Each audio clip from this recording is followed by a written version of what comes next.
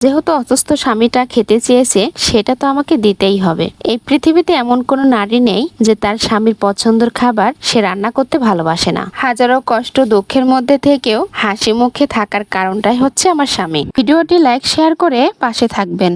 আসসালামু আলাইকুম বন্ধুরা, সবাই কেমন আছেন? আশা করছি সকলে অনেক ভালো আছেন। আলহামদুলিল্লাহ, আমিও ভালো আছি। আজকে কালার ডাউল রান্না করব, সেজন্য হাসানকে দোকানে পাঠিয়েছিলাম। হাসান কালার ডাউল কিনে এনেছে। আর কেনা ডাউলের মধ্যে অনেক নোংরা থাকে, সেজন্য কুলার উপরে ডাউলগুলো ঢেলে বেছে ঝেড়ে নিলাম। আর এই ডাউলটা আমি ধুয়ে পরিষ্কার করে তারপরে রান্না করব। বাড়িতে কালাই ভেজে যে ডাউলটা বানানো হয়, সেই ডাউলটা কিন্তু কখনোই ধুয়ে রান্না করতে হয় না। বাড়িতে হাতে বানানো ডাউলটা অনেক সুন্দর হয়, পরিষ্কার এবং বাসনা হয়। আমার মেজো কাকা কালার ডাউলের ব্যবসা করত।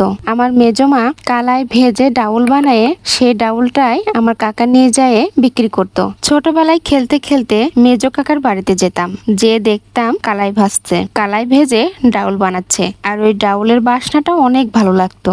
এক মুঠো তুলে না খেলে ভালোই লাগতো না। ছোটবেলায় আমরা অনেক খেলাধুলা করেছি। আমাদের খেলার তুলনায় এখনকার বাচ্চারা কিন্তু খেলাধুলা করে না। এখন মনে হয় শৈশবের দিনগুলো অনেক সুন্দর ছিল। কালার ডাউল রান্না করার আগে পানিটা গরম করে নিয়েছি, তারপরে ডাউলটা ধুয়ে পরিষ্কার করে ফোটাতে দিয়েছি। পেঁয়াজ মরিচ সবকিছু দিয়ে ডাউলটা যখন সিদ্ধ হয়ে গেছে, তখন দিয়ে দিলাম হলুদ দেওয়ার পরে ওরং দিয়ে সুন্দর করে ঘেটে নিব। আর কালার ডাউলটা এমন একটি ডাল যা মসুর ডালের থেকে কালার ডাউলটা সিদ্ধ করতে অনেক সময় লাগে, আবার ঘাটতেও অনেক সময় লাগে। তবে মসুর ডাউল থেকে কালার ডাউল রান্নাটা আমার অনেক ভালো লাগে। আজকের কালার ডাউলটা রান্না করতে আসা দেখে হাসানের আব্বু একটা খাবার খেতে চাইলো।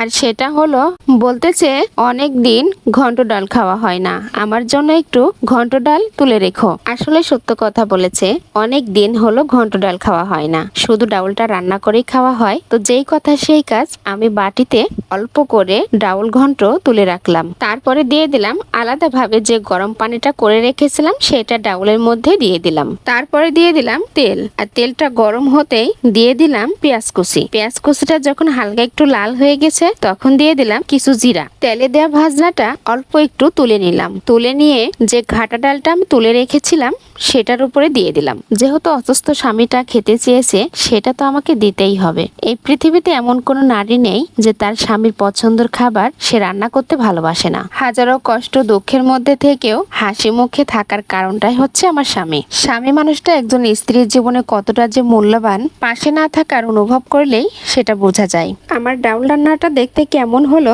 আর এরকমের ডাউল রান্না খেতে কারা পছন্দ করেন কমেন্টে বলবেন। ভিডিওটি লাইক শেয়ার করে অবশ্যই আমাদের পাশে থাকবেন। আজকে ভিডিওটা আমি এখানে শেষ করছি। সবাই ভালো থাকবেন, সুস্থ থাকবেন। আল্লাহ হাফেজ।